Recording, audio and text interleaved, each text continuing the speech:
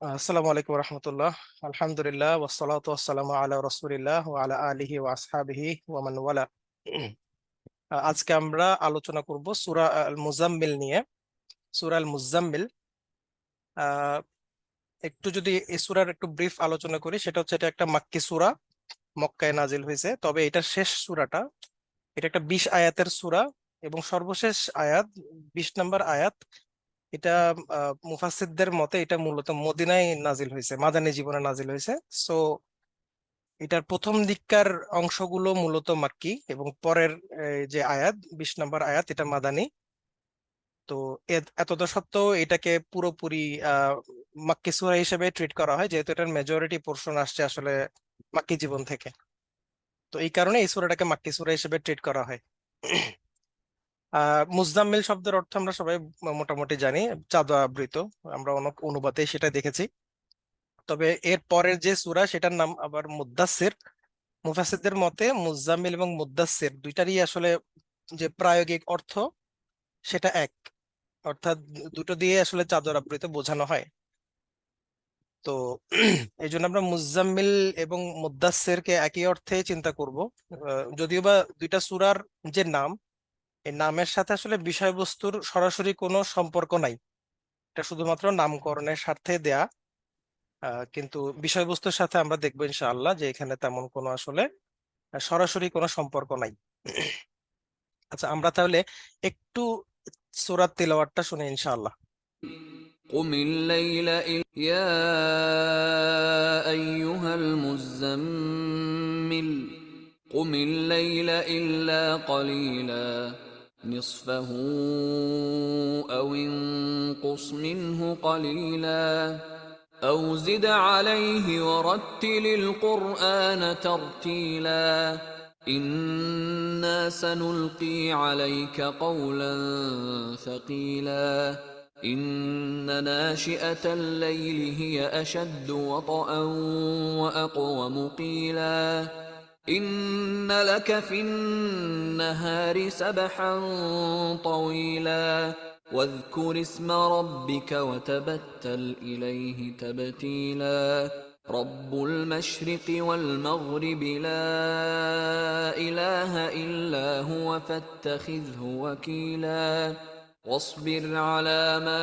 يقولون واهجرهم هجرا جميلا وذرني والمكذبين أولي النعمة ومهلهم قليلا إن لدينا أنكالا وجحيما وطعاما ذا غصة وعذابا أليما يوم ترجف الأرض والجبال وكانت الجبال كثيبا مهيلا إنا أرسلنا إليكم رسولا شاهدا عليكم كما أرسلنا إلى فرعون رسولا فعصى فرعون الرسول فأخذناه أخذا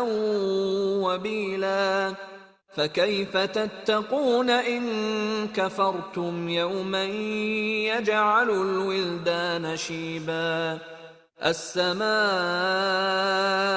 منفطر به كان وعده مفعولا إن هذه تذكرة فمن شاء اتخذ إلى ربه سبيلا إن ربك يعلم أنك تقوم أدنى من ثلثي الليل ونصفه وثلثه وطائفة من الذين معك والله يقدر الليل والنهار علم أن لن تحصوه فتاب عليكم فاقرؤوا ما تيسر من القرآن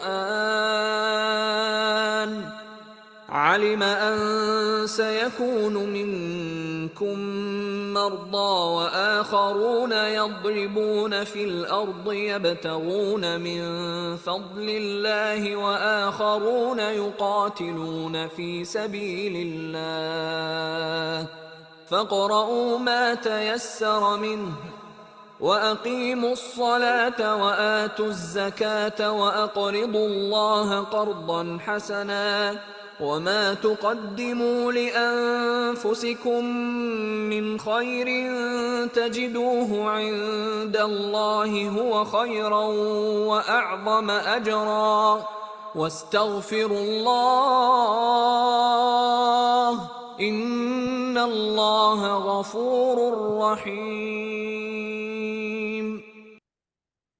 সাদাকাল্লাহুল আলিয়্যুল আযীম। আচ্ছা, সূরার শুরুর আয়াতে আল্লাহ সুবহানাহু ওয়া তাআলা বলছেন যে ওহে চাদরে আবৃত ব্যক্তি। এই সম্ভাষণটা মূলত রাসূলুল্লাহ সাল্লাল্লাহু আলাইহি ওয়াসাল্লামের জন্য করা হয়েছে। রাসূলুল্লাহ সাল্লাল্লাহু আলাইহি ওয়াসাল্লামের চাদর আবৃত হওয়ার ঘটনাটা আমরা সবাই জানি কম বেশি। রাসূলুল্লাহ সাল্লাল্লাহু আলাইহি ওয়াসাল্লামের এই চাদর আবৃত হওয়ার যে আয়াতটা, এটার উপরে মুফাসসিররা অনেক রকম মত দিয়েছেন। বিশেষ করে 3 থেকে 4 রকম মত আসছে যে কিভাবে আসলে তিনি চাদর আবৃত ছিলেন বা কেন বা ছিলেন। তো বিভিন্ন মুফাসসিরদের মূল আলাপ যেটা, মানে মূল যেটা মতামত তারা নিয়েছেন, সেটা হচ্ছে রাসূলুল্লাহ সাল্লাল্লাহু আলাইহি ওয়াসাল্লামের সাথে যখন প্রথম জিবরিলের দেখা হয়, প্রথম যখন তিনি ওয়াহী নিয়ে আসেন, তখন তিনি যেভাবে ভীত সন্ত্রস্ত হয়ে পড়েছিলেন এবং তিনি যখন তার ঘরে ফিরে গিয়ে তার স্ত্রী খাদিজা রাদিয়াল্লাহু আনহার কাছে যখন বলেছিলেন যে জাম্মিলনি জাম্মিলনি, আমাকে ঢেকে দাও, চাদর দিয়ে ঢেকে দাও, চাদর দিয়ে ঢেকে যাও, তখন বলছিলেন। ওই ঘটনার দিকে ইঙ্গিত করে আল্লাহ সুবহানাহু ওয়া তাআলা তাকে ইয়া আইয়ুহাল মুজাম্মিল বলে ডাকেছেন। তো এই জায়গাটাতে আসলে আমরা একটু থামতে পারি যে কেন ওনাকে অন্য কিছু না ডেকে এই শব্দ দিয়ে ডাকা হয়েছে, কারণ সূরার বাকি অংশগুলোতে এই চাদর আবৃত হওয়ার আর কোনো আলাপ নাই। তো মুফাসসিরদের একটা দল বলছেন যে আসলে চাদর আবৃত হওয়ার এইভাবে মানে তাকে ডাকার একটা রিজন আছে। রিজনটা হচ্ছে তার প্রতি সহানুভূতি এবং স্নেহশীলতা প্রকাশ করা। এটা একটা আরব ট্রেডিশন। এটা তাফসিরে জালালাইনে আসছে, যেটা একটা আরব ট্রেডিশন, যে ট্রেডিশন আসলে কেউ যখন কোন একটা স্পেসিফিক অবস্থায় থাকে, তাকে সেই অবস্থার সাথে নিসবত করে তাকে নিদা করা, তাকে ডাক দেওয়া। একটা আহ, ঘটনা এখানে তাফসিরে জালালাইনে আসছে যে একবার হযরত আলী রাদিয়াল্লাহু আনহু তিনি ফাতিমা রাদিয়াল্লাহু আনহার সাথে রাগ করে মাটিতে শুয়ে পড়ছিলেন। তাদের মধ্যে পারিবারিক একটা রাগের কারণে তিনি মাটিতে শুয়ে পড়ছিলেন। তো মাটিতে শুয়ে পড়ার ফলে তার শরীরে মাটি লেগে গেছিল।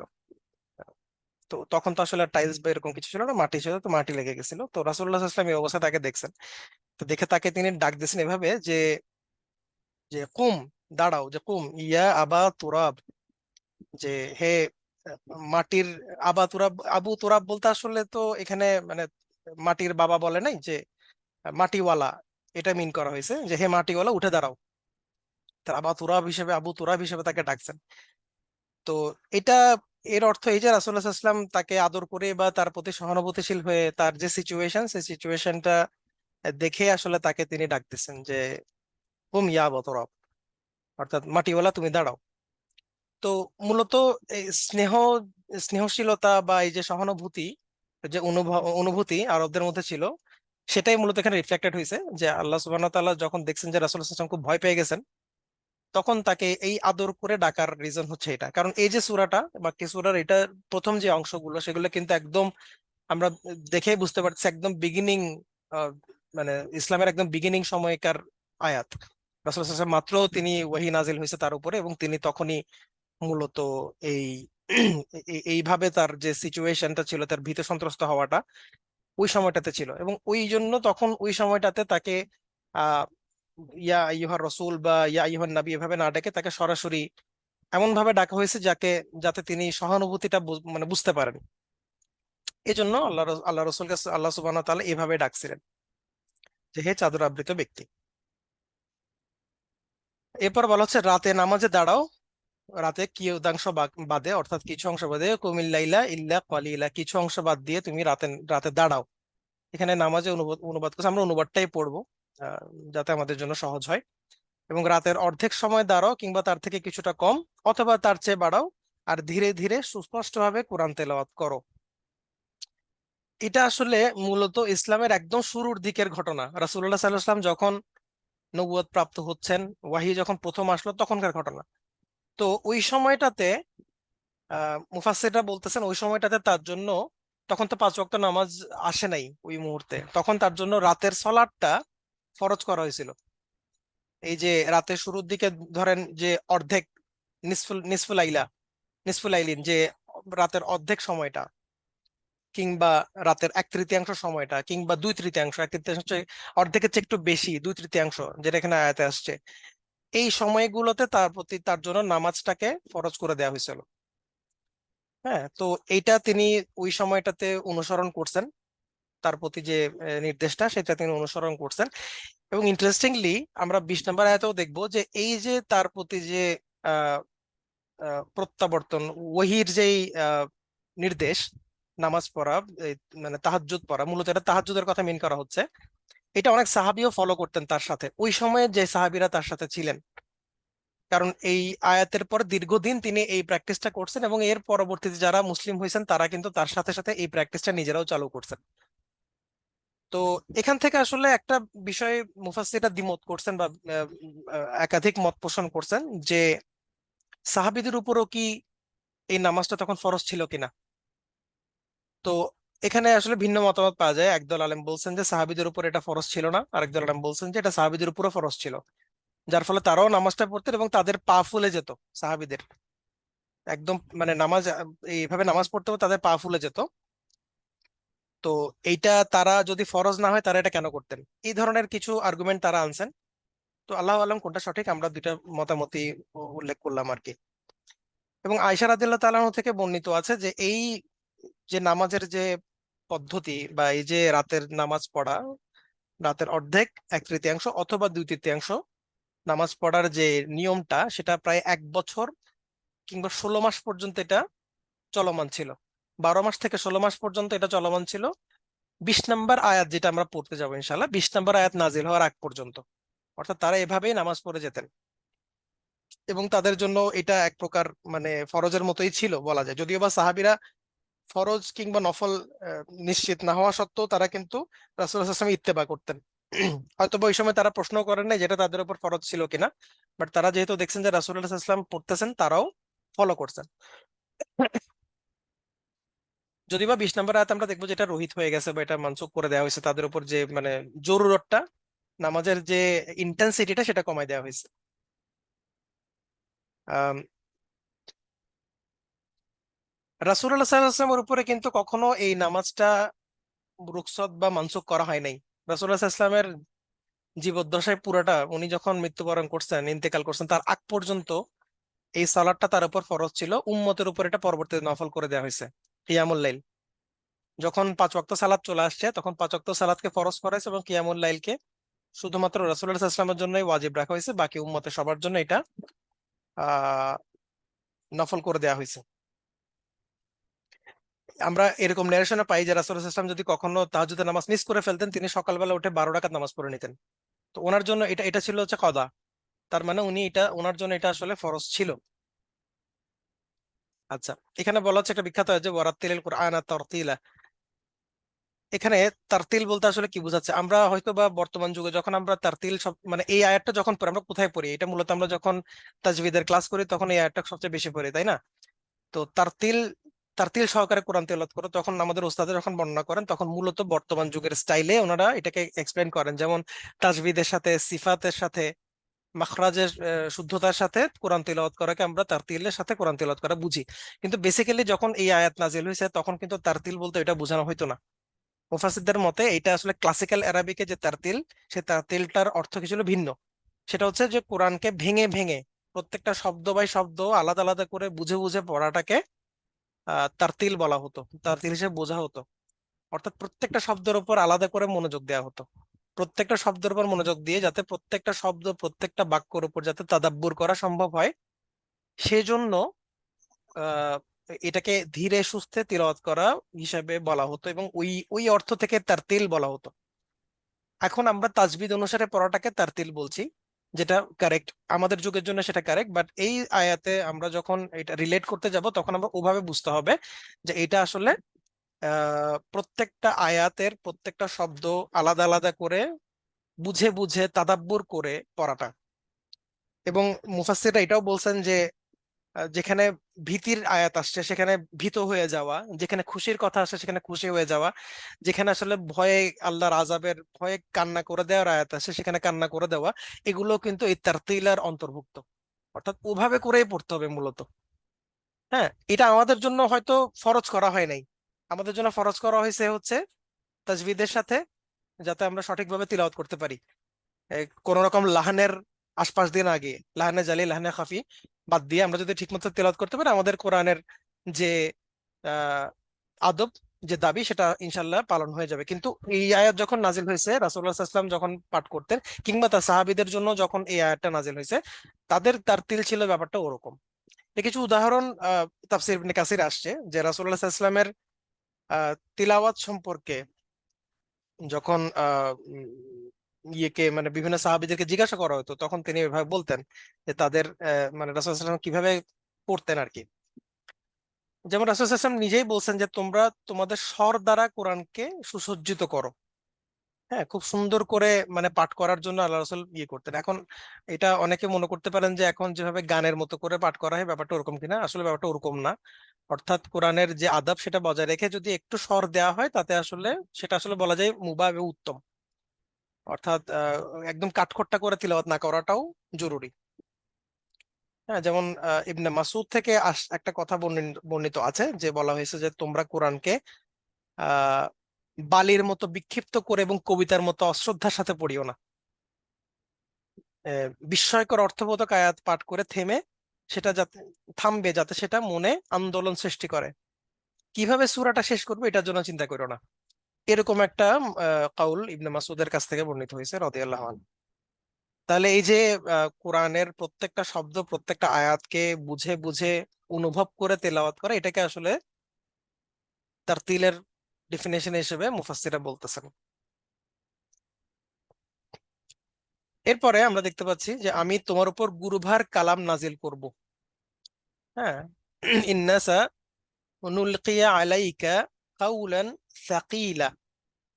সাকিল মানে হচ্ছে যে ভারী, খুবই আহ, মানে এমন কিছু যেটা আসলে একদম ভার সৃষ্টি করে, ওজন বাড়িয়ে দেয়।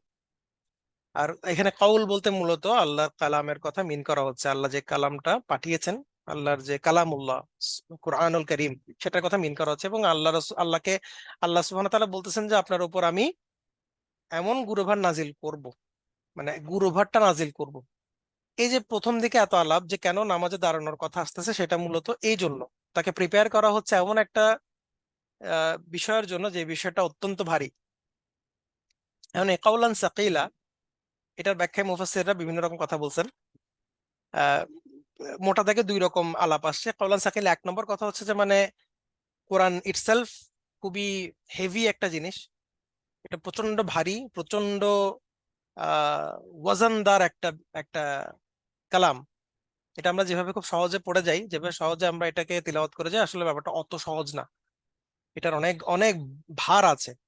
এই ভার রাসূলুল্লাহ সাল্লাল্লাহু আলাইহি ওয়াসাল্লাম নিজেও নিতে পারতেন না, কষ্ট হয়ে যেত ওনার। আমরা অনেক হাদিসে এটা দেখছি যে রাসূলুল্লাহ সাল্লাল্লাহু আলাইহি ওয়াসাল্লাম ঘেমে যেতেন যখন ওহী নাজিল হতো। আয়েশা রাদিয়াল্লাহু তাআলার হাদিস আছে যে যখন রাসূলুল্লাহ সাল্লাল্লাহু আলাইহি ওয়াসাল্লাম তীব্র শীতে গায়ে কম্বল দিয়ে শুয়ে আছেন, তখনও আহ তার ঘাম বের হয়ে যেত শরীর থেকে যখন ওহী নাজিল হতো। এমনকি তিনি যখন উটের পিঠে থাকতেন, যখন ওহী নাজিল হতো, উট ঝুঁকে যেত এবং দাঁড়িয়ে যেত, যতক্ষণ না ওহী নাজিল শেষ হচ্ছে না ততক্ষণ উটার সামনে আগাতে পারতো না। এবং কোরআনে বিভিন্ন আয়াত আমরা দেখছি যে এই কোরআন যদি কোনো পাহাড়ের উপর নাজিল হতো তাহলে পাহাড় চূর্ণ বিচূর্ণ গুড়া গুড়া হয়ে যেত। তার মানে এটা এটা যে একটা ওয়াজান আছে এটা আমরা বুঝি। যায়েদ ইবনে সাবিত রাদিয়াল্লাহু আনহু একটা হাদিস আছে যেখানে রাসূলুল্লাহ সাল্লাল্লাহু আলাইহি ওয়াসাল্লাম তার রানের উপর যখন শুয়ে থাকতেন, তখন একবার ওহী আসছিল। তো ওই ওহির ভার মানে ওনার কাছে এমন ভাবে ছিল, যায়েদ ইবনে সাবিতের কাছে, যে মনে হচ্ছিল তার রান ভেঙে টুকরা টুকরা হয়ে যাচ্ছে, এত ভারী ছিল। হ্যাঁ, তো রাসূল সাল্লাল্লাহু আলাইহি ওয়াসাল্লাম একটা নিজের একটা হাদিস আছে, কাউলি হাদিস, যেখানে তিনি বলতেছেন যে যখন ওহী নাজিল হতো তখন আমি ঘন্টার আওয়াজ পাই, ঘন্টার একটা আওয়াজ হয়, এবং এরপরে উনি চুপ হয়ে যেতেন। এটাও সাহাবীদের বর্ণনা থেকে আসে যে রাসূল সাল্লাল্লাহু আলাইহি ওয়াসাল্লাম যখন ওহী নাযিল হতো চুপ হয়ে যেতেন, তখন তো তিনি ঘন্টার আওয়াজ পেতেন তো উনি চুপ হয়ে যেতেন। যখন নাজিল হতো তখন তিনি বলতেন যে আমার মনে হচ্ছে আমি মারা যাচ্ছি, এমন প্রেসার ফিল করতেন তিনি। তো এই যে কাউলান সাকিলা, এটা আসলে আক্ষরিক অর্থেই কাউলান সাকিলা। আরেক দল মুফাসসির বলতেছেন যে আসলে এখানে কাউলান সাকিলা বলতে আসলে কোরআন ইটসেলফ যে আসলে একটা কঠিন জিনিস ফলো করার জন্য সেটার দিকে ইঙ্গিত করা হচ্ছে, যে কোরআন কিন্তু এত সহজ না, ইসলাম এত সহজ না। বিশেষ করে ওই জমানায় যখন ইসলাম আসছে তখন এটা কিন্তু আমরা তো চাক্ষুষ প্রমাণে দেখলাম যে আসলে সবার পক্ষে সম্ভব না ইসলামকে কবুল করে নেওয়া বা আল্লাহর কালামকে কবুল করে নেওয়া এগেনস্ট অল বিলিফ। তো এই জন্য এটাকে কাউলান সাকিলা বলা হচ্ছে, যেহেতু কোরআনটা ফলো করা কঠিন। তো এই যে প্রথম 4টা আয়াতের পরে 5 নম্বর আয়াত আল্লাহ বলছেন যে গুরুভার নাজিল করবেন, এটা মূলত এই যে ট্যাকেল করবে কিভাবে, এটা ট্যাকেল করার একমাত্র উপায় হচ্ছে এই যে তাহাজ্জুদে সালাতে দাঁড়ানো। অর্থাৎ আলেমরা এটার এটার কমেন্টারিতে বলতেছেন যে যখন কারো উপরে খুব খুব বেশি পেরেশানি চলে আসে, এমন কোন প্রেশার আসছে আমার মনে হচ্ছে আমি বোধহয় এই প্রেশার নিতে পারবো না আর, তখন আমাদের একমাত্র কাজ হচ্ছে অস্থির না হয়ে কিয়ামুল লাইলের জন্য দাঁড়ায় যাওয়া। তো এটা একটা এখান থেকে আমরা শিক্ষা নিতে পারি যে কিয়ামুল লাইল এবং সেখানে কোরআন তিলাওয়াত করা আমাদের যে কোনো পেরেশানি দূর করার জন্য একটা টনিকের মতো কাজ করতে পারে, যেটা আল্লাহ রসুলকে আল্লাহ সুবহানাহু ওয়া তাআলা নিজে প্রেসক্রাইব করছেন যে তুমি দাঁড়াও, নামাজ পড়ো, রাতের কিছু অংশ আরো বেশি বেশি পড়ো, তারতিলের সাথে কোরআন তিলাওয়াত করো, কারণ আমি তোমার উপরে গুরুভার নাজিল করতে যাচ্ছি। He is preparing himself for this. আচ্ছা, এরপরে বলা হচ্ছে যে বাস্তবিকই রাতে বিছানা ছেড়ে ওঠা আত্মসংযমের জন্য বেশি কার্যকর এবং কোরআন স্পষ্ট উচ্চারণের অনুকূল। আহ এটার অর্থ হচ্ছে রাত্রে যারা তাহাজ্জুদের নামাজ পড়তে পারে মূলত তারা নিজেদের উপর প্রচন্ড কন্ট্রোল রাখতে পারেন, কারণ স্বাভাবিক ফজরের নামাজ দেখা যায় কি অনেকেই পারি আমরা আলহামদুলিল্লাহ, কারণ আমরা অনেকে হয়তো একটা নির্দিষ্ট টাইম পর্যন্ত ঘুমালেই হয়ে যায়, ফজরের সময় আল্লাহ আমাদেরকে তৌফিক দেন উঠে যাওয়ার, কিন্তু তাহাজ্জুদে সবাই উঠতে পারে না, কারণ ওই সময়টা আমাদের ঘুম অল্প হয় এবং আমাদের উঠাটাও ডিফিকাল্ট। কিন্তু যে নিজের প্রবৃত্তিকে নিয়ন্ত্রণ করতে পারে সে কিন্তু ঠিকই উঠে যেতে পারে, অর্থাৎ আত্মসংযম যার মধ্যে আছে সে কিয়ামুল লাইল বা তাহাজ্জুদ পড়তে পারে আর কি। উল্টা করে বলতে গেলে মানে কিয়ামুল লাইল বা তাহাজ্জুদ পড়াটা হচ্ছে আত্মসংযম অ্যাচিভ করার একটা ওয়ে। হ্যাঁ, প্রবৃত্তিকে নিয়ন্ত্রণ করা যায়। তো আমরা যারা প্রবৃত্তিকে নিয়ন্ত্রণ করতে চাই আমাদের উচিত যে আমরা তাহাজ্জুদের নামাজ অল্প করে হলেও পড়া। হাসান আল বাসরি সম্ভবত একটা মতামত আছে অ্যাটলিস্ট 5 আয়াত পড়া, মানে একদম কালিলা বলতে উনি 5 আয়াত মিন করতেন, যে তুমি 5টা আয়াত হলে পড়ো। এবং তিনি মনে করতেন যে হাফেজরা যারা হেফজ করছে তারা যদি কিয়ামুল লাইল না পড়ে তাহলে তাদের জন্য ধ্বংস, তিনি এরকম মনে করতেন।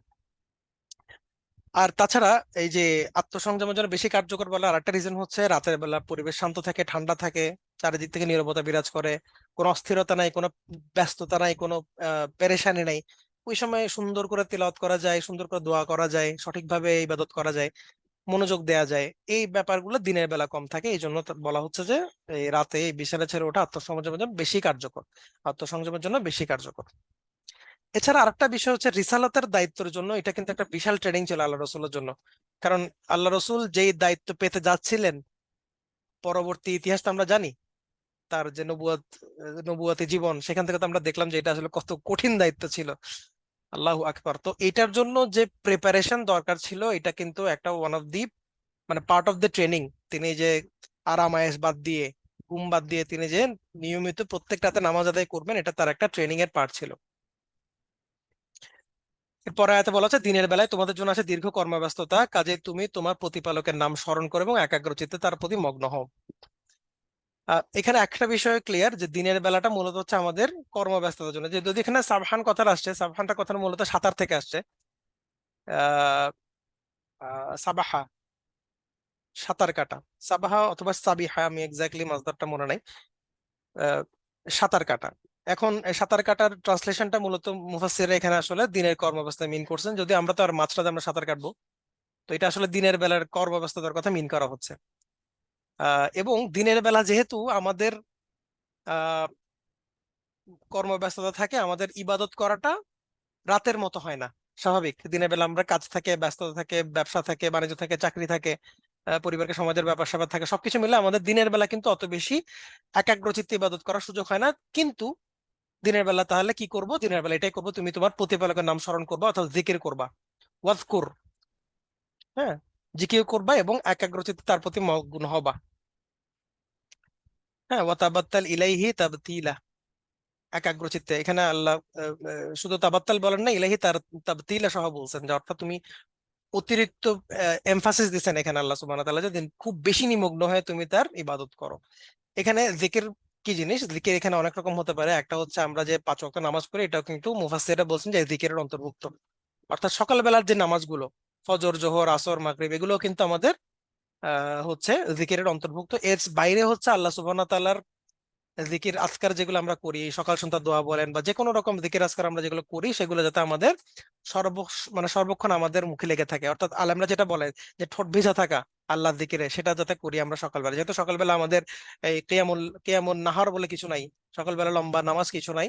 সকালবেলা যেহেতু আমরা ওভাবে দীর্ঘ তিলাওয়াত করার সুযোগ পাই না ব্যস্ততার কারণে, আমাদের এতটুকু অ্যাটলিস্ট করা দরকার যে আমরা 5 ওয়াক্ত নামাজ ঠিক মতো পড়বো এবং আমরা জিকিরে মগ্ন থাকবো, আজে বাজে কথার মধ্যে থাকবো না, জিকির আজকারে মগ্ন থাকবো। দিনের কাজে অ্যাটলিস্ট আমরা মগ্ন থাকবো, যাতে আল্লাহ জিকিরটা আমাদের মধ্যে থাকে। 9 নম্বরে বলছেন যে তিনি পূর্ব পশ্চিমের, ও রব্বুল মাশরিক ওয়াল মাগরিব লা ইলাহা ইল্লা হুয়া ফাত্তাখিযুহু ওয়াকিলা। তিনি পূর্ব পশ্চিমের সর্বময় কর্তা, তিনি ছাড়া কোনো ইলা নাই, অতএব তাকেই তুমি তোমার কার্য সম্পাদনকারী বানিয়ে নাও। আমরা উকিল কাকে নির্ধারণ করি? যিনি আমাদের সমস্ত মামলা মোকদ্দমার দায়িত্ব নিয়ে নেন। আল্লাহ সুবহানাহু ওয়া তাআলা রাসূল সাল্লাল্লাহু আলাইহি ওয়াসাল্লামের দায়িত্ব নিয়ে নিয়েছেন। হ্যাঁ, সো আল্লাহ যাতে যাতে রাসূল সাল্লাল্লাহু আলাইহি ওয়াসাল্লাম পেরেশানি না হয়। কিসের পেরেশানি? পরের আয়াতে দেখি আমরা, তারা যা বলে সে ব্যাপারে ধৈর্য ধারণ করো আর ভদ্রতার সাথে তাদেরকে পরিহার করে চলো। হ্যাঁ, ওয়াহজুরহুম হাজরান জামিলা, এই যে হাজরান জামিলা অর্থাৎ তাদেরকে এড়িয়ে চলো, ইগনোর করো। কিন্তু ইগনোর কিভাবে করতে হবে? এই কাদেরকে ইগনোর করতে বলতেছে? মক্কার কুরাইশদেরকে, যারা রাসূল সাল্লাল্লাহু আলাইহি ওয়াসাল্লামকে কষ্ট দিত, যারা তার বিরুদ্ধাচরণ করতো, যারা তার বিরুদ্ধে শত্রুতা করতেছে, তাদের কথা বলতেছেন, তাদের উপর সবর করতে বলতে, ওয়াসবির আলা মা ইয়াকুলুনা, যারা মানে যা বলতেছে তারা। ওয়াজুরহুম ওয়াহজুরহুম হাজুরান জামিলা, এবং তাদেরকে এমন ভাবে পরিহার করো, কিন্তু সেই পরিহারটা যাতে উত্তম হয়, ভদ্রতার সাথে হয়। এখন এই ভদ্রতার সাথে মানে পরিহার করার মানে কি? আলেমরা বলতেছেন যে আল্লাহ সুবহানাহু ওয়া তাআলা রাসূল সাল্লাল্লাহু আলাইহি ওয়াসাল্লামকে এখানে আখলাকের শিক্ষা দিচ্ছেন। যেহেতু তিনি নবী, তিনি আর 10টা মানুষের মতো না, তার আখলাক হবে ডিফারেন্ট। উসওয়াতুল হাসানা তিনি, তার আখলাক হবে ডিফারেন্ট। তিনি এমন ভাবে তিনি বকা দিলেও এমন ভাবে বকা দিবেন যেটা আসলে এক্সাম্পলারি, আমাদের মতো না। হ্যাঁ, তো আল্লাহ সুবহানাহু ওয়া তাআলা তাদেরকে বলতেছেন যে তোমরা, আল্লাহ সুবহানাহু ওয়া তাআলা রাসূল সাল্লাল্লাহু আলাইহি ওয়াসাল্লামকে বলতেছেন যে তুমি যারা কটু কথা বলতেছে ওই মুহূর্তে তাদেরকে ইগনোর করো, কারণ তাদের সাথে এখন ঝগড়াঝাটি করার টাইম তোমার না। তোমার উপরে ওহী নাজিল হবে, তোমার উপর ওহী নাজিল হচ্ছে, তোমার কাজ হচ্ছে ইসলামকে প্রচার করা, আল্লাহর তাওহীদের দাওয়াত দেওয়া। এদের সাথে ঝগড়া করতে গেলে তুমি আর পারবা না। হ্যাঁ, এটা কিন্তু আমাদের জন্য একটা বড় শিক্ষা। আমরাও যে মাঝে মধ্যে তর্ক বিতর্কে লিপ্ত হই, এখান থেকে আমরা বুঝতে পারি যে আমাদের আসলে এই জিনিসটা অ্যাভয়েড করা উচিত। তবে এই যে হাজুরান জামিলা, এটার এটার যে ডিফিনিশন, উলামারা বলতেছেন, মুফাসসিররা বলতেছেন যে কাউকে তিরস্কার না করে বা কাউকে কষ্ট না দিয়ে, ঝগড়াঝাটি না করে কাউকে এড়িয়ে চলা। হ্যাঁ, আমরা অনেক সময় দেখা যায় কি সম্পর্ক ছেদ করি মানুষের সাথে, মূলত সম্পর্ক ছেদের কথা আসছে এখানে। সম্পর্ক ছেদ যখন আমরা করি কারোর সাথে, আমরা কিন্তু মোটামুটি একটা কঠিন ঝগড়া দিয়ে গালাগালি করে সম্পর্ক ছেদ করি। বেশিরভাগ ক্ষেত্রে হয় এরকম, আল্লাহ আমাদের মাফ করুক, এটা আমাদের সীমাবদ্ধতা। কিন্তু হাজরান জামিলা হচ্ছে এমন একটা মানে সম্পর্ক ছেদ করা, যে কারোর সাথে ঝগড়াঝাটি না করা, গালাগালি না করা, কটু কথা না বলা, বিশ্রী কোনো কথা না বলে আমরা যাতে একে অপর থেকে রাস্তা পৃথক করে নেই, এটাকে বলা হয় আসলে হাজরান জামিলা। অনেক আলেম বলছেন যে এই আয়াতটা, স্পেসিফিক্যালি এই আয়াতটা জিহাদের আয়াত নাজিল হওয়ার পরে মানসুখ হয়ে গেছে, অর্থাৎ এত ভদ্রতা আর সুযোগ নেই, এখন হচ্ছে যে মার মার কাট কাট। ঠিক আছে, তবে অনেক আলেম বলছেন যেটা মানসুখ হয়নি, তো দ্যাট মিনস এটা ইখতিলাফি, যেটা আসলে মানসুখ হয়েছে কি হয় নাই। একদল আলেম বলছে মানসুখ হয়ে গেছে, আরেক দল আলেম বলছেন যে এটা মানসুখ হয় না, এটা একটা এভারগ্রিন আয়াত, যেটা আসলে মূলত স্থানকাল পাত্রভেদে কিভাবে হিকমা অবলম্বন করে কাউকে আমরা এড়িয়ে চলবো তার একটা শিক্ষা আমাদেরকে দেয়। এবং সবসময় তো আর আসলে জিহাদ বা যুদ্ধর মধ্যে আমরা থাকি না। তো যখন যেখানে প্রযোজ্য সেখানে আমরা এভাবে করেই ইগনোর করব। অর্থাৎ আহ, ইবনে কাসিরে দেখলাম যে বলা হচ্ছে যে যখন আমাদের ইবনে কাসিরে না, জালালাইনে দেখলাম যে যখন আমাদের আহ শক্তি সামর্থ্য কম থাকে, আমরা যখন কারো উপর গালিব হতে পারবো না, তখন আমরা তাদের সাথে শুধু শুধু ঝগড়াঝাটি করার চাইতে তাদেরকে ইগনোর করে আমাদের মানে দাওয়াতি কাজ এবং আমাদের শক্তি সামর্থ্য বৃদ্ধি করার দিকে মনোযোগ দেওয়া উচিত।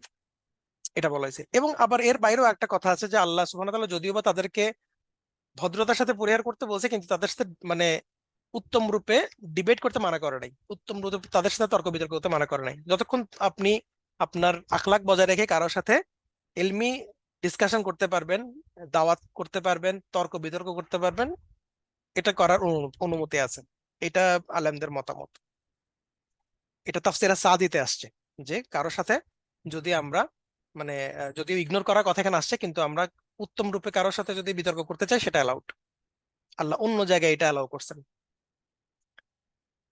আর ছেড়ে দাও আমাকে আর নানান বিলাস সামগ্রীর মালিক ওই মিথ্যুকদেরকে, এবং তাদেরকে কিছুটা সময় অবকাশ দাও। আহ এখানে মূলত যেসব কাফেরদের কথা মিন করা হচ্ছে, যেসব কাফেররা আসলে আল্লাহ সুবহানাহু ওয়া তাআলার যে কোরআন সেটাকে অস্বীকার করতে এবং রাসূল সাল্লাল্লাহু আলাইহি ওয়াসাল্লামের বিরুদ্ধাচরণ করতো, তাদেরকে অবকাশ দেওয়ার কথা আসছে। এখানে বিলাস সামগ্রীর মালিক বলতে এখানে যারা আসলে মূলত আহ সমাজের বিত্তশালী এবং সম্পদশালী এবং ক্ষমতাশালী, তাদেরকে মিন করা হচ্ছে। মুফাসসিরদের মতে তাদেরকে মিন করা হচ্ছে। এবং ইন্টারেস্টিংলি বলা হচ্ছে যে আল্লাহ রসুলের বিরুদ্ধাচরণ মূলত এরাই করছিল। মানে একদম যে গরিব ফকির মিসকিন এরা রাসূলের বিরুদ্ধে নেমে গেছিল, ব্যাপারটা কিন্তু ওরকম না। সমাজের বিত্তশালী, ক্ষমতাশালী, সম্পদশালী, প্রভাবশালী এরাই মূলত রাসূল সাল্লাল্লাহু আলাইহি ওয়াসাল্লামের বিরুদ্ধে লেগে গেছিল, কারণ তাদের স্বার্থে আঘাত আসছে। তো জনৈক মুফাসসির আহ বলছেন তার একটা বিখ্যাত তাফসিরে যে আসলে যুগে যুগে যখন ইসলামের দাওয়াত আসে তখন কিন্তু এই শ্রেণীটাই সবার আগে বাধা হয়ে দাঁড়ায় ইসলামী দাওয়াতের। কারণ তাদের স্বার্থে গিয়ে আঘাত লাগে মূলত সবার আগে। আপনার ইসলামের দাওয়াত, আপনার তাওহীদের দাওয়াত, আপনার একত্ববাদের দাওয়াত, আপনার সমস্ত রকম আল্লাহর যে ক্ষমতার দাওয়াত, এটা কিন্তু কোনো গরিব দুঃখীকে পেরেশান করে না। পেরেশান যাদেরকে করে তারাই মূলত এই দাওয়াতের সামনে এসে দাঁড়িয়ে যায়। ওইটাও তিনি উল্লেখ করেছেন তার সেই বিশেষ তাফসিরে। এরপরে কিছু আয়াত যেখানে আল্লাহ তাদের ভয় দেখাচ্ছেন যে আমার কাছে আছে শেকল আর দাউ দাউ করে জ্বলা আগুন, আর গলায় আটকে যায় এমন খাবার এবং মর্মান্তিক শাস্তি। এখানে শেকল বলতে গলার বেড়ির কথা মিন করা হচ্ছে। এই বেড়ি কিন্তু আবার মানে কাউকে টেনে আনার জন্য না, কারণ বা কাউকে বেঁধে রাখার জন্য না, কারণ জাহান্নাম থেকে বাঁচার উপায় কারো নাই। এটা মূলত এমন ভাবে আটকে রাখার জন্য যাতে তারা উঠে দাঁড়াতে না পারে। আর তাদেরকে এমন খাবার দেওয়া হবে যেটা গলায় আটকে যাবে। ইবনে আব্বাস বলতেছেন এমন খাবার যেটা আসলে মুখ দিয়ে বেরো হবে না, আবার পেটের ভিতরে যাবে না, এটা মাঝামাঝি আটকে থাকবে। তো এটা একটা তাদের জন্য সাফোকেটিং একটা ব্যাপার হবে। সেদিন জমিন আর পাহাড়গুলো কেঁপে উঠবে, আর পাহাড়গুলো হবে চলমান বালুকার আসে, অর্থাৎ জমিন পাহাড়গুলো কেঁপে পাহাড়গুলো টুকরা টুকরা হয়ে একদম পাউডার হয়ে যাবে। বালুকা রাশির মতো পাউডার হয়ে উঠতে থাকবে। এগুলো মানে আমাদের কিয়ামতের যে ভয়াবহতা সেটা আমরা একটু ইমাজিন করার চেষ্টা করতে পারি, যে পাহাড় পাউডারের মতো বাতাসে ভাসবে। এবং দেখেন আল্লাহ সুবহানাহু ওয়া তাআলা বলতেছে আমি তোমাদের কাছে তেমনি ভাবে একজন রসুলকে তোমাদের প্রতি সাক্ষ্যদাতা হিসেবে পাঠিয়েছি, যিনি কিয়ামতে সাক্ষ্য দিবেন যে দিনের দাওয়াত তিনি যথাযথভাবে মানুষের কাছে পৌঁছে দিয়েছেন, যেমন ভাবে আমি ফিরআউনের কাছে পাঠিয়েছিলাম একজন রসুলকে। মুসা আলাইহিস সালামের কথা মিন করা হচ্ছে এখানে। তখন ফিরআউন সেই রাসূলকে অমান্য করলো, ফলে আমি তাকে শক্ত করে ধরলাম। হ্যাঁ, ফাআখাযনাহু আখযান। খেয়াল করেন এখানে এই যে নসব যেটা নিছে এটা মূলত হচ্ছে যে তাকিদ দেওয়ার জন্য।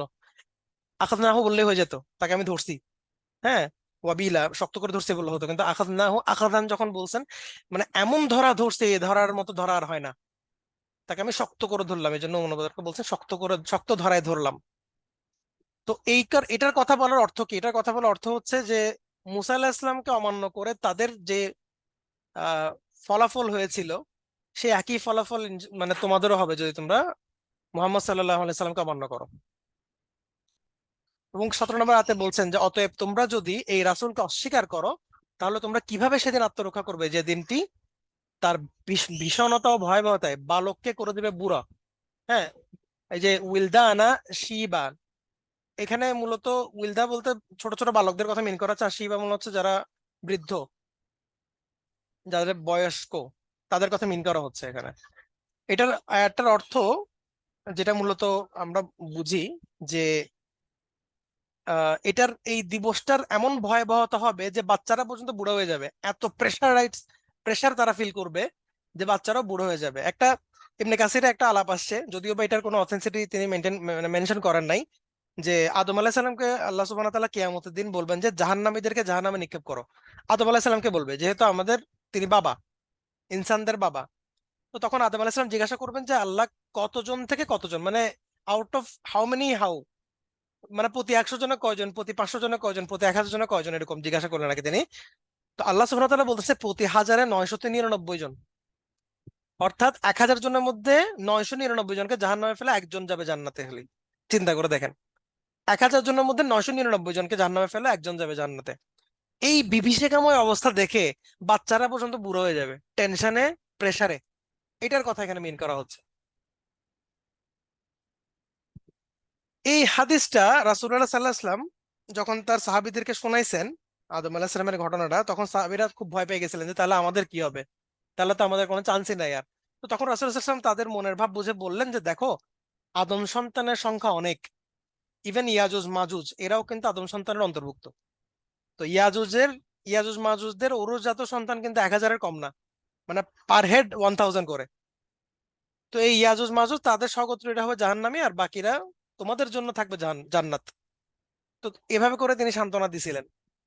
যদিও বা এই দুইটার একটারও মানে এখানে উনি কোনো চেইন উল্লেখ করেন নাই তাফসিরে, বাট আমরা আইডিয়াটা নিতে পারি আর কি ইনশাল্লাহ। আহ তাফসিরে জামাখশারি একটা বিখ্যাত তাফসির, যেখানে জামাখশারি নিজে বলতেছেন যে কিয়ামত আসলে এমন দীর্ঘ হবে যেখানে বাচ্চারাও বুড়ো হয়ে যাবে। এটা তার একটা আইসোলেটেড মতামত আর কি, আমরা জাস্ট জানার জন্য জেনে নিলাম।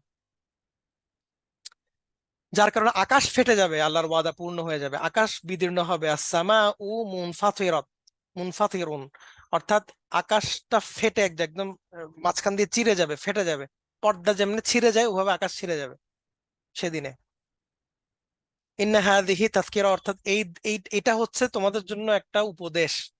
তো যার ইচ্ছা, যার মন চায় সে তার প্রতিপালকের পথ ধরুক, ইলা রাব্বিহি সাবিলা, আল্লাহর রাস্তা যার ইচ্ছা সে নেক। হ্যাঁ, ইন্টারেস্টিংলি এই জায়গাটাতে আলেমরা আকীদার একটা উসুল নিছেন। সেটা হচ্ছে যে মানুষের ফ্রি উইল আছে, মানুষের নিজস্ব ইচ্ছা আছে, যে সে চাইলে সঠিক চাইলে ব্যাঠিক যে কোনো পথে যেতে পারে। এটা জাবারিয়া গোষ্ঠীর এগেনস্টে একটা দলিল। জাবারিয়া গোষ্ঠী কি বলে? তারা বলে যে আমরা আসলে ননির পুতুল, বা আমরা হচ্ছে যে আহ আল্লাহর ওই যে আল্লাহর মানে লীলার লীলার পুতুল বলে না কতগুলা বিভ্রান্ত জনগোষ্ঠী, তাদের মতো আমরা আসলে আল্লাহ লীলা খেলার মধ্যে আছি, নাউজুবিল্লাহ। আল্লাহ যেরকম আমাদেরকে চালে আমরা সবাই চলি, আমাদেরকে ভালো চালালে ভালো চলি, খারাপ চালালে খারাপ চলি, আমাদের কোনো কিছু করার নাই বা আমাদের কোনো রকম ক্ষমতা নাই, এখতিয়ার নাই।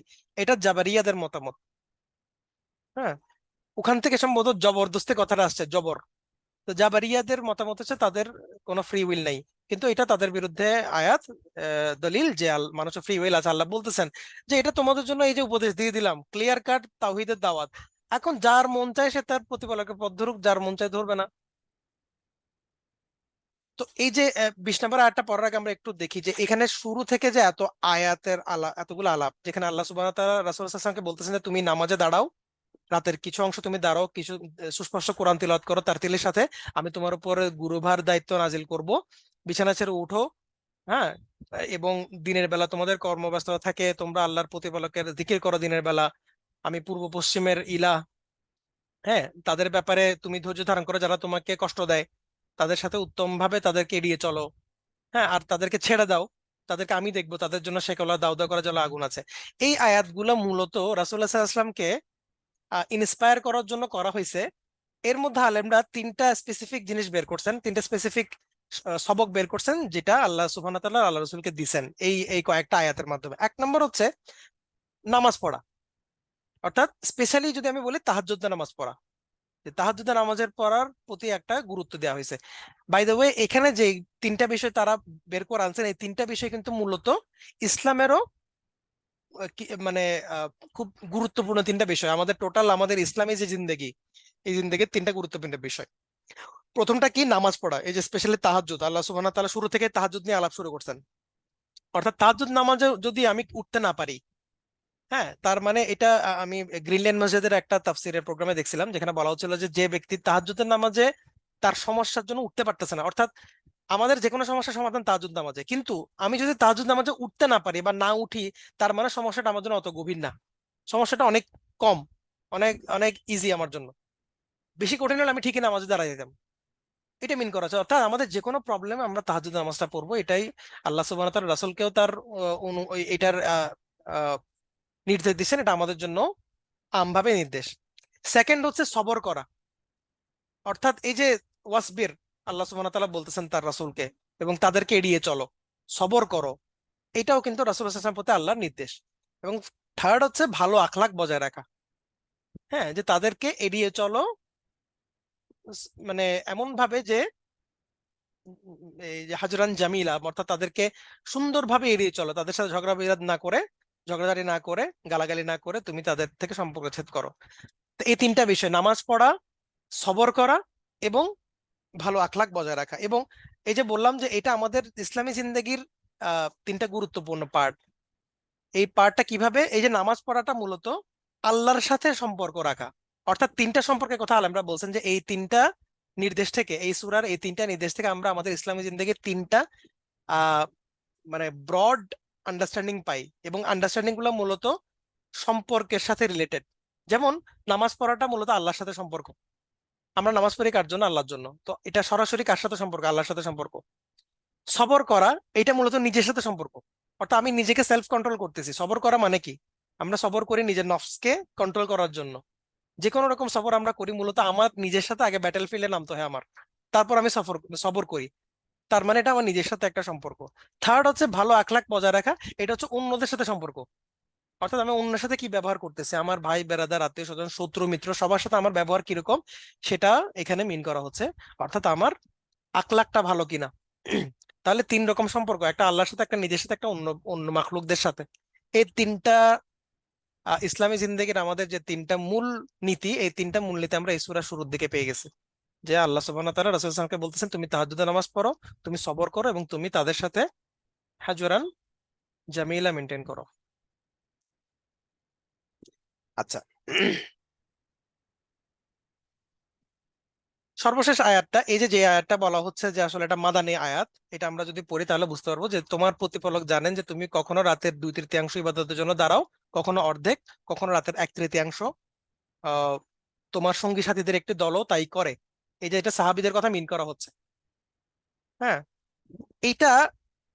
এবং আমি একটু পুরোটা পড়ে নিই। আল্লাহ রাত আর দিনের পরিমাণ নির্ধারণ করেন, তিনি জানেন তোমরা তা যথাযথ হিসাব রেখে পালন করতে পারবে না, কাজেই তিনি তোমাদের প্রতি ক্ষমা পরবশ হয়েছেন। কাজেই কোরআনের যতটুকু পড়া তোমাদের জন্য সহজ হয় তুমি ততটুকু পড়ো। তিনি জানেন তোমাদের মধ্যে কেউ কেউ অসুস্থ হবে, আর কতক আল্লাহর অনুগ্রহ সন্ধানে জমিনে ভ্রমণ করবে, আর কতক আল্লাহর পথে যুদ্ধ করবে, জিহাদ করবে। কাজেই তোমাদের জন্য যতটুকু সহজ সাধ্য হয় তাই তার থেকে পাঠ করো, আর সালাত কায়েম করো, জাকাত দাও, আল্লাহকে ঋণ দাও, উত্তম ঋণ, কারদান হাসানা। তোমরা যা কিছু কল্যাণ নিজেদের জন্য আগে পাঠাবে তা আল্লাহর নিকট সঞ্চিত পাবে, তাই উত্তম এবং পুরস্কার হিসেবে খুব বড়। তোমরা আল্লাহর নিকট ক্ষমা প্রার্থনা করো, আল্লাহ অতি ক্ষমাশীল, বড়ই দয়ালু। এখানে আল্লাহ সুবহানাহু ওয়া তাআলা তাদের নামাজের জন্য বলতেছেন যে তোমরা আহ ইজি গোয়িং হও। হ্যাঁ, তোমরা আল্লাহ সুবহানাহু ওয়া তাআলা দেখতেছেন যে তুমি কখনো রাতে 2/3 দাঁড়াচ্ছ, কখনো 1/3। হ্যাঁ, তোমার সঙ্গী সাথীর একটি দলও তাই করে। সাহাবীদের কথা মিন করা হচ্ছে।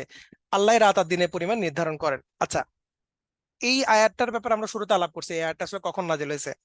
এই আয়াতের কথা বলা হচ্ছে এটা মূলত ওই প্রথম আয়াত থেকে 12 থেকে 16 মাস পরে নাজিল হয়েছে। এটা আয়েশা রাদিয়াল্লাহু তাআলার মতামত। তবে সাইদ ইবনে জুবাইরের মত হচ্ছে এটা 10 বছর পর নাজিল হয়েছে, প্রথম আয়াতের এক্স্যাক্টলি 10 বছর পরে। যদিও এটা ইখতিলাফ আছে আসলে এক্স্যাক্টলি কখন হয়েছে, এটাতে কেউ আসলে ভাবে একমত না, এক একজন এক এক রকম মত দিচ্ছেন। তবে আহ ওলামারা বলেন যে এটা 10 বছর পরে হওয়াটার যে মতামত, সেটা কারেক্ট হওয়ার একটা পসিবিলিটি আছে। কারণ হচ্ছে এখানে যে সালাত কায়েমের কথা, জাকাতের কথা বলা হচ্ছে, হ্যাঁ, কিংবা জিহাদের কথা বলা হচ্ছে, হ্যাঁ, এগুলো কিন্তু 1 বছরের মধ্যেই মেইন স্ট্রিম হয়ে যায় না ইসলামের জন্য। আমরা যতটুকু সিরাত পড়ে দেখি, এই ওয়াহি যেদিন প্রথম নাজিল হয়েছে তার 1 বছরের মধ্যেই কিন্তু জিহাদ থেকে শুরু করে জাকাত এবং সলা, এখানে যে সালাত কায়েমের কথা বলা হচ্ছে এটা মূলত 5 ওয়াক্ত সালাতের কথা মিন করা হচ্ছে। তো এই যে 5 ওয়াক্ত সালাত, জাকাত এবং জিহাদ ফি সাবিলিল্লাহ, এগুলা কিন্তু 1 বছরের মাথায় এস্টাবলিশড হয় নাই। যার ফলে সাইদ ইবনে জুবাইরের মতটা যদিও বা আইসোলেটেড, কিন্তু অনেক আলেম বলছেন যে এটাই কারেক্ট হওয়ার সম্ভাবনা সবচেয়ে বেশি। ঠিক আছে। আহ এই যে এখানে যে আহ, নামাজের যে ফারজিয়াত, এটাকে যে কমায় দেওয়া হয়েছে, যেমন এখানে বলছেন তোমরা কোরআন যতটুকু পারো ততটুকু পড়ো। শুরুর দিকে কিন্তু নির্দিষ্ট পরিমাণ কোরআন তেলাওয়াতের কথা আসছিল। এই ফরজিয়াতটা কিংবা এই যে সালাদটা যে শুরুতে ফরজ ছিল, যাদের মতামত হচ্ছে যে এটা সাহাবীদের উপর ফরজ ছিল, এটা তাদের পক্ষে যায় আর কি। যে এই এই কোরআন পড়াটা কমাই দেওয়া হয়েছে এবং সালাতের যে টাইমিংটা সেটা কমাই দেওয়া হয়েছে, কারণ বলছে আল্লাহ রাত আর দিনের পরিমাণ নির্ধারণ করেন, তোমরা যথাযথ হিসাব রেখে পালন করতে পারবে না। কারণ আমি আমি তখন তার ঘড়ি ছিল না যে তারা রাতের এক তৃতীয়াংশ দুই তৃতীয়াংশ হিসাব করতেছে, তারা তাদের মতো করে যতক্ষণ পারতেছেন পড়তেছেন। কিন্তু আল্লাহ সুবহানাহু ওয়া তাআলা তখন বলছে তোমাদের এত কষ্ট করতে হবে না, তোমরা যতটুকু পারো ততটুকু পড়ো, কোরআনের যতটুকু পারবে ততটুকু পড়ো। হ্যাঁ, আহ, এটাই হলো কথা, যে তারা এটা শুরুতে ফরজ ছিল, এটা পরে নফল করে দেওয়া হয়েছে সাহাবীদের জন্য। রাসূল সাল্লাল্লাহু আলাইহি ওয়াসাল্লামের জন্য কিন্তু নফল করা হয়নি, ওনার জন্য এখন পর্যন্ত, মৃত্যুর আগ পর্যন্ত এটা ছিল তার জন্য ওয়াজিব। এবং তারা এই যে আহ, সাহাবীদেরকে এই একটি দলের কথা আলাদা করে উল্লেখ করার কারণ কিন্তু এটাও একটা কিন্তু হাদিস আছে, ইন্টারেস্টিং হাদিস সেটা, যে সাহাবীরা যখন এই নামাজটা পড়তেন, তাদের যখন অনেক কষ্ট হতো, তাদের ঘুম চলে আসতো বা তারা টায়ার্ড হয়ে যেতেন, তারা করতেন কি, তারা একটা দড়ি ঝুলাইতেন ছাদ থেকে, ছাদ থেকে একটা দড়ি ঝুলাইতেন এবং ওই দড়িটা তারা ধরে ঝুলে থাকতেন, যাতে তারা টায়ার্ড হয়ে পড়ে না যান বা ঘুমিয়ে না যান। এটা রাসূল সাল্লাল্লাহু আলাইহি ওয়াসাল্লাম দেখছেন এবং তিনি সেটাকে মানা করছেন, এবং এই আয়াতটা তখন নাজিল হয়েছে যে যাতে তারা নিজেদের উপর প্রেশার না নেয়। হ্যাঁ, এবং আল্লাহ সুবহানাহু ওয়া তাআলা তাদের জন্য বোঝাটা কমায় দিয়েছেন। এটার আরেকটা জেনারেল মিনিং, স্পেসিফিক্যালি তাফসীরের সাথে কানেক্টেড না, এটা একজন আলেম তার একটা বর্ণনায় তিনি বলতেছিলেন আর কি, যে আল্লাহ যে আমাদেরকে যে এরকম টাইমিং দিয়ে দিয়েছেন যে রাতের 1/3, হ্যাঁ 2/3, এগুলো আসলে যে কাটায় কাটায় হিসাব করতে হবে ব্যাপারটা কিন্তু এরকম না। আমরা আমাদের মতো একটা হিসাব করে আমরা নামাজটা পড়তে পারি ইনশাল্লাহ। এবং অনেক আলেম এটাও বলছেন যে এটা আসলে রাকাতের সাথেও কানেক্টেড, নফল নামাজের রাকাতের সাথে। আমরা অনেক সময় নফল নামাজের রাকাত নিয়ে যে মারামারি করি, এটা নফল নামাজের রাকাতের সাথেও কানেক্টেড, যে আপনি স্পেসিফিক্যালি একদম বরাবর এই 4 রাকাত 8 রাকাত 12 রাকাত এভাবে হিসাব করার দরকার নাই, যতক্ষণ পারেন আপনি পড়েন, যতক্ষণ আপনার ইজি লাগে ততক্ষণ পড়েন। এটা কিন্তু ওইটার একটা দলিল। হ্যাঁ, যেমন এটার একটা বড় উদাহরণ হচ্ছে যে মুসনাদ ইমাম আহমদ একটা হাদিস আছে, যে আবু যর রাদিয়াল্লাহু আনহুর একটা ঘটনা। তিনি মানে জুমার নামাজের আগে নফল নামাজ খালি পড়তেই থাকতেন, 2 রাকাত 2 রাকাত করে তিনি নফল নামাজ পড়তেই থাকতেন। অর্থাৎ এত নফল পড়তেন যে তিনি মানে হিসাব রাখতে পারতেন না তিনি কয় রাকাত পড়ছেন। তো তার ছাত্ররা খেয়াল করতো তিনি অনেক সময় 1 রাকাত নামাজ পড়ে সালাম ফিরাই ফেলতেছেন, অর্থাৎ 1 রাকাত পরে সালাম ফিরাই ফেলতেছেন। তো দ্যাট মিনস এটা তো কারেক্ট সালাত হইলো না, মিনিমাম 2 রাকাত তো লাগবে। তো ওনাকে এটা মেনশন করতেন না ওনারা, যে যে আপনি তো আসলে 1 রাকাত পড়ে ফেলছেন, তখন উনি আবার রেকটিফাই করতেন আর কি। তো এটার এখান থেকে আলেমরা যে শিক্ষাটা নিছেন, যে তারা এত বেশি নফল পড়তেন এবং তারা কাউন্ট রাখতেন না আমাদের মতো। তারা পড়তে যতক্ষণ সময় আছে যতক্ষণ খুতবা শুরু হচ্ছে না তারা নামাজ পড়তে আছে। আমরা যে কাবলুল জুমা হিসেবে 4 রাকাত ফিক্স করে ফেলে, এটা কিন্তু ওরকম কারেক্ট না। মানে মোস্ট কারেক্ট অপিনিয়ন হচ্ছে যে আপনি যত পারেন নফল পড়তে পারবেন ইনশাল্লাহ। তো ওই যে সাহাবীদের মধ্যে প্র্যাকটিসটা ছিল, তারা একদম কন্টিনিউয়াস পড়তেন। এবং এই যে 1 রাকাতের যে আলাপটা, এটা অনেকের মাথায় প্রশ্ন আসতে পারে তাহলে তো ওনারা ভুল করতেন। আসলে ব্যাপারটা ওরকম না, যে এই ধরনের বিষয়গুলা কিন্তু আল্লাহ সুবহানাহু ওয়া তাআলা ইগনোর করার একটা সুযোগ আছে, এটা আলেমদের মতামত। কারণ সাহাবীরা ইবাদতের ক্ষেত্রে অনেক অগ্রগামী ছিলেন, তারা নফল সিয়াম, নফল সালা, কিয়ামুল লাইল, জিহাদ ফি সাবিলিল্লাহ, তারা তো সব রকম ইবাদতে অগ্রগামী। তাদের এই দুই একটা মানে বেশি ইবাদত করতে গিয়ে দুই একটা যদি এদিক ওদিক হয়ে যায়, আল্লাহ সুবহানাহু ওয়া তাআলা সেটা অবশ্যই ইগনোর করবেন। এটা আলেমদের মতামত, তো এটা আমাদের আসলে ওয়ারিড হওয়ার দরকার নাই যে উনি 1 রাকাত পড়ছেন এটা কি হবে। বাট আমরা এখান থেকে শিক্ষাটা নিতে পারি যে ওনারা আদাত রাখতেন না, নামাজ পড়েই যাইতেন, নফল ইবাদত করেই যাইতেন। তো আল্লাহ সুবহানাহু ওয়া তাআলা এখানে বলতেন যতক্ষণ তুমি পারো পড়ো, তোমার জন্য যতক্ষণ সহজ লাগে করো, সহজ না হলে তুমি রেস্ট করবা। সালাফদের ইবাদতে আমরা যখন দেখি কিয়ামুল লাইলে তারা কি করতেন রমাদানে, তারা নামাজ পড়তেন, একটু ব্রেক দিতেন, নামাজ পড়তেন আবার ব্রেক দিতেন, নামাজ পড়তেন আবার ব্রেক দিতেন, রেস্ট করতেন, নামাজ পড়তেন। সারা রাত তারা এইভাবে ইবাদতে কাটাইতেন, একটানা কেউ ইবাদত করতেন না। এমন সালাফদের মধ্যে থেকে এরকম কোনো রেওয়ায়াত খুব বেশি আসে না যে তারা একেবারে নন স্টপ নামাজ পড়ে গেছেন, তারা গ্যাপ দিতেন, এই জন্য এটাকে সালাতুত তারাবিও বলা হয়। তাহলে আয়াতের শেষে এই যে দেখেন, যে বলা হচ্ছে যে তোমরা নামাজ প্রতিষ্ঠা করো, যাকাত দাও, এখানে নামাজ বলতে মূলত 5 ওয়াক্ত নামাজের কথা মিন করা হচ্ছে। এবং যাকাতের ব্যাপারে আমরা বুঝি। আর এই যে আল্লাহকে যে ঋণ দেওয়া, হ্যাঁ, যে আল্লাহকে কর দেন হাসানা, কর দে হাসানা দেওয়ার কথা এখানে বলা হচ্ছে। এখানে আসলে কর দে হাসানা বলতে কি মিন করা হচ্ছে? কর দে হাসানা বলতে এখানে আল্লাহর আহ, জন্য, আল্লাহর সন্তুষ্টির লক্ষ্যে সাদাকা করা, ভালো কাজে খরচ করা, এটাকে মিন করা হচ্ছে। অর্থাৎ যে কোনো ঋণ যদি আপনি দেন, ঋণ তো অবশ্যই ফেরত আসে। যারা ডিফল্টার তাদের কথা বাদ দেন, ঋণ দিলে ফেরত আসে না, ব্যাপারটা কিন্তু এরকম। আল্লাহকে যখন ঋণ দিব ওইটাও ফেরত আসবে, এবং আল্লাহর ঋণ ফেরত আসবে, এটা 100% কনফার্ম। এবং আল্লাহর ঋণ কিভাবে ফেরত আসে? আল্লাহ সুবহানাহু ওয়া তাআলা আমাদেরকে আখিরাতে ফিরিয়ে দিবেন সেটা। তো এই জন্য বলা হচ্ছে এটাকে উত্তম ঋণ, কদান হাসানা। এবং এটাকে আলাদা করে আমরা সাদাকা বলছি কেন? এটার ইয়ে হচ্ছে, আহ প্রমাণ হচ্ছে এই যে জাকাতকে আল্লাহ আলাদা করে দিয়েছেন, যে নামাজ কায়েম করো, জাকাত দাও, আর আল্লাহকে ঋণ দাও। দ্যাট মিনস সালাত, জাকা এন্ড সাদাকা। ঠিক আছে, এইভাবে আলমরা এটা বুঝছেন, এবং তাফসীর এভাবে আসছে। যে কোনো রকম আল্লাহর উদ্দেশ্যে, আল্লাহর সন্তুষ্টির উদ্দেশ্যে যে কোনো রকম দান খয়রাতকে এখানে আসলে আল্লাহকে উত্তম ঋণ দেওয়া হিসেবে মিন করা হয়েছে। আচ্ছা, এবং এই আয়াতটা দেখেন যে তোমরা যা কিছু কল্যাণ নিজেদের জন্য আগে পাঠাবে তা আল্লাহর নিকট সঞ্চিত পাবে, তাই উত্তম এবং পুরস্কার হিসেবে খুব বড়। এই যে নিজেদের জন্য আগে পাঠানোর জিনিসটা আসলে কি? আমাদের যে এই একটা হাদিস বলি তাহলে আমরা বুঝে যাবো ইনশাআল্লাহ, যে আব্দুল্লাহ ইবনে মাসউদ থেকে বর্ণনা হয়েছে যে রাসূল সাল্লাল্লাহু আলাইহি ওয়াসাল্লাম একবার জিজ্ঞেস করলেন যে আর কি, যে তোমাদের এমন কেউ কি আছে যে নিজের অর্থ সম্পদ তার উত্তরাধিকারের অর্থ সম্পদের চেয়ে বেশি প্রিয়? অর্থাৎ আমার পরে আমার উত্তরাধিকারী আমার সন্তান, তাই না? আমার আমার সন্তান যা পাবে তার চাইতে আমার নিজের সম্পদ আমার কাছে বেশি প্রিয়, এরকম কি কেউ আছে কিনা? তো তখন জবাবে লোকেরা বললো যে, "হ্যাঁ আল্লাহ রসুল, আমাদের মধ্যে তেমন কেউ নাই যে তার নিজের অর্থ সম্পদকে উত্তরাধিকারের চেয়ে বেশি পছন্দ করে না, এরকম তো কেউ নাই, সবাই তো নিজের সম্পদকে পছন্দ করে।" তা আল্লাহ রসুল বলতো, তোমরা কি বলতেছো একবার ভেবে বলো, ঠান্ডা মাথায় ভেবে তারপর বলো। তো তখন বললো, আল্লাহ রসুল, আমাদের অবস্থা আসলে এরকম এরকম, তাহলে কি, ব্যাপারটা কি? তখন আল্লাহ সুবহানাহু ওয়া তাআলা, রাসূলুল্লাহ সাল্লাল্লাহু আলাইহি ওয়াসাল্লাম বলতেছেন যে তোমাদের নিজেদের অর্থ সম্পদ তো সেগুলো যা মূলত তোমরা আখিরাতের জন্য অগ্রিম পাঠিয়ে দিয়েছো, আর যা তোমরা রেখে দিয়েছো সেগুলো তোমাদের ওয়ারিসদের জন্য অর্থ সম্পদ। অর্থাৎ আমাদের যে সম্পদ সেগুলো আসলে আল্লাহ সুবহানাহু ওয়া তাআলার কাছে থাকলেই সেগুলো আমাদের জন্য উত্তম, আদারওয়াইজ আমাদের জন্য উত্তম না, এগুলো আমাদের জন্য এক প্রকার বোঝা।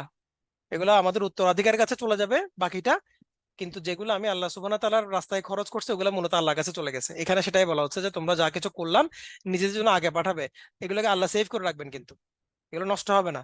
আমি যদি কারোর জন্য আল্লাহ সুবহানাহু ওয়া তাআলাকে খুশি করার জন্য উদ্দেশ্যে কাউকে যদি আমি 10টা টাকাও দিই, সেই 10টা টাকা ইনশাআল্লাহ আল্লাহর কাছে আখিরাতে জমা থাকবে।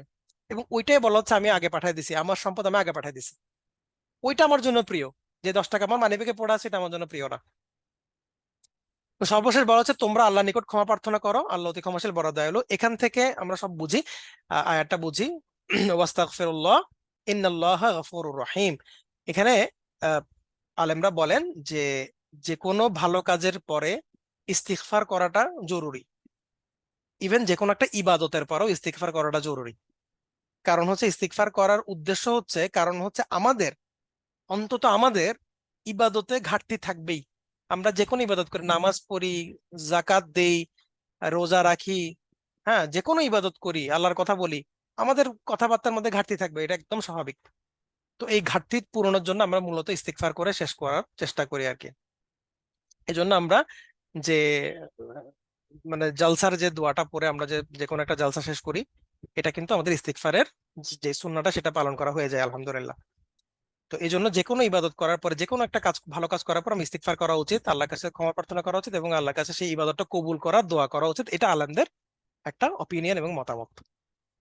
তো আলহামদুলিল্লাহ, এর মাধ্যমে আমাদের এই এই সূরাটার আলোচনা শেষ হয়ে গেল। এই সূরাটার আগে যে আমরা লাস্ট সূরা পড়ছিলাম, সূরাতুল জিন, আহ সূরাতুল জিনের সাথে এই সূরার একটা কানেকশন আছে। কানেকশনটা কি? সূরাতুল জিনে আমরা পড়ছিলাম, আমরা একটু সূরাতুল জিনটা দেখি। 26 এবং 27 নম্বর আয়াতটাতে বলা হচ্ছে যে একমাত্র তিনি অদৃশ্যের জ্ঞানী, আলিমুল গায়বি ফালা ইউযহিরু আলা গায়বিহি আহাদান। আল্লাহ আলিমুল গায়ব এবং তিনি কারো কাছে সেটা প্রকাশ করেন না। ইল্লা মান ইল্লা মানির তাদা, যার উপর তিনি খুশি হন, মিনার রসুল, যে তার রসুলের মধ্যে যার উপর তিনি খুশি হন তাকে ছাড়া তিনি ইলমুল গায়ব প্রকাশ করেন না। আমরা গত সেশনে দেখছিলাম যে ইলমুল গায়ব আর গায়ব দুইটার মধ্যে পার্থক্য আছে, গায়ব জানা এবং ইলমুল গায়ব জানা পার্থক্য আছে। আল্লাহ সুবহানাহু ওয়া তাআলা রাসূলকে গায়বের ইলম পাঠান, রাসূল সাল্লাল্লাহু আলাইহি ওয়াসাল্লাম নিজে গায়ব জানেন না, কিন্তু ইনি গায়েবের খবর জানেন, কারণ আল্লাহ সুবহানাহু ওয়া তাআলা ওয়াহি করে সেই গায়েবের খবর রাসূলকে পাঠাইছেন। কারণ রাসূল যদি গায়েবের খবর কিছুটা না জানেন তাহলে তিনি আর রাসূল কেন হইলেন? তো এই সূরার সাথে ওলামা কিরাম বলতেছেন মুজাম্মিলের একটা কানেকশন হচ্ছে এই জায়গাটাতে। কারণ ওখানে আল্লাহ সুবহানাহু ওয়া তাআলা শেষের দিকে বলতেছেন যে আল্লাহ সুবহানাহু ওয়া তাআলা ছাড়া গায়েবের খবর কেউ জানে না, একমাত্র সে বাদে যে রসুলের উপর আল্লাহ সুবহানাহু ওয়া তাআলা সন্তুষ্ট, অর্থাৎ যে কোনো রসুলের উপর তো আল্লাহ সন্তুষ্ট, তাই না? তো আল্লাহ সুবহানাহু ওয়া তাআলা রসুল ছাড়া কারো জন্য এটা প্রকাশ করেন না, গায়েবের কিছু খবর। এবং সেই ঘটনার ধারাবাহিকতা এখানে বলা হচ্ছে যে, হে চাদর আবৃত, উঠে দাঁড়াও, তোমার জন্য আমি এই যে গুরুভার কালাম নাজিল করব। অর্থাৎ এই যে রিসালাতের যে এক্সেপশন, সেই এক্সেপশনটা এখান থেকে কন্টিনিউশন আসছে, যে এই আলাপটা হচ্ছে যে তিনি কাউকে গায়েবের খবর প্রকাশ করেন না রাসূল ছাড়া। এবং রাসূল কিভাবে হইলেন, আল্লাহ সুবহানাহু ওয়া তাআলার রাসূল সাল্লাল্লাহু আলাইহি ওয়াসাল্লাম, মুহাম্মদ সাল্লাল্লাহু আলাইহি ওয়াসাল্লাম কিভাবে রাসূল হলেন সেই ঘটনা এখানে বর্ণনা হচ্ছে। অর্থাৎ এই দুইটা সূরার মধ্যে আলেমরা এভাবে কানেকশন বের করছেন যে দুইটার মধ্যে একটা কানেকশন এরকম হতে পারে। আহ আলহামদুলিল্লাহ, আমাদের এই সূরার আলোচনা এখানেই শেষ। আহ, আমাদের ভাইদের মধ্যে কেউ যদি কোনো কিছু অ্যাড করতে চান করতে পারেন ইনশাআল্লাহ। ফয়সাল ভাই কিছু অ্যাড করবেন?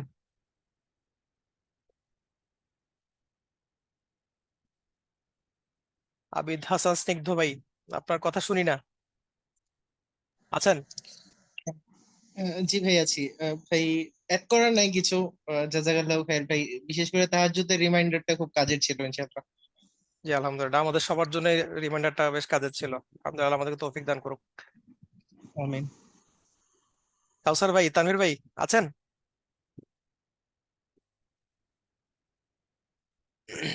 আসসালামু আলাইকুম রহমতুল্লাহ। আলহামদুলিল্লাহ আছি।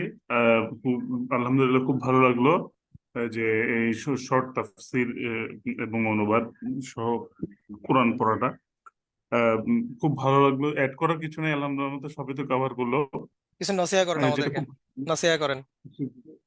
যেটা ভালো লাগলো সবচেয়ে দুটো বিষয়, একটা হচ্ছে যে তাহাজ্জুদের ব্যাপারটা, যেটা যে মানে প্রিপারেশন, যে কোনো ভারী কাজের প্রিপারেশন এবং ভার মুক্তির জন্য তাহাজ্জুদ, এটা আমরা দেখলাম। এবং আরেকটা জিনিস হচ্ছে যে কি, যে বলা হচ্ছে যে জাকাত, আহ সলাত, আরেকটা কি, আহ, আহ কারদান হাসানা, ওয়াকিম কারদা হাসানা, সাদাকা। যে সদাক, তাহলে হচ্ছে যে সলাৎ, আরেকটা হচ্ছে যে যাকাত, একটা হচ্ছে সাদাকা। উত্তম যে ঋণ কোনো আল্লাহকে বিপদ, দেওয়া। উত্তম ঋণ আল্লাহকে দেওয়া। তো আল্লাহর রহমতে ইনশাল্লাহ এই দুইটা পার্ট যদি কারো মনে থাকে, এতটুকু আজকের ডিসকাশন থেকে, এটা আল্লাহর রহমতে, তাহলে আজকের আলোচনা আল্লাহর রহমতে খুবই সফল ইনশাল্লাহ। আলহামদুলিল্লাহ, জাযাকাল্লাহ খাইরান সবাইকে। ইনশাল্লাহ আমাদের নেক্সট সেশনে আমরা পরবর্তী সূরা আল মুদাথথির নিয়ে আলাপ করবো ইনশাল্লাহ। আল্লাহ আমাদের তৌফিক দিক। সুবহানাকাল্লাহুম্মা ওয়া বিহামদিক, আশহাদু আল্লা ইলাহা ইল্লা আনতা, আস্তাগফিরুকা ওয়া আতুবু ইলাইক। আসসালামু আলাইকুম ওয়া রাহমাতুল্লাহ। ওয়ালাইকুম আসসালাম রহমতুল্লাহ বারকাতুহ।